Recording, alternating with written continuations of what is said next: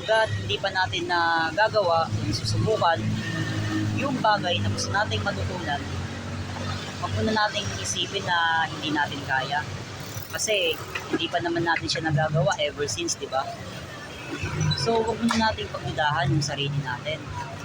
Kasi the more na pinagdududahan natin yung sarili natin, ibig sabihin lang, mababa yung tingin natin sa sarili natin.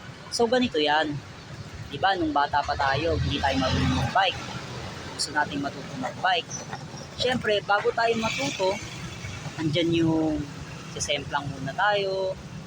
Magkakasubat-subat muna yung binti natin. Bago tayo matuto, balanse. Experience ko pa nga kung hindi ako sisemplang sa palayan, kung hindi sa damuhan, sa putikan. Pero pa nga putik, sumemplang ako sa mataas na gutter eh. Pero syempre, go lang tayo.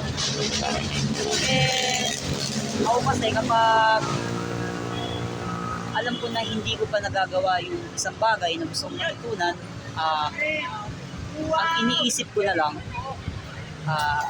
gagawin ko to, gusto ko to. Daredevil, kumbaga.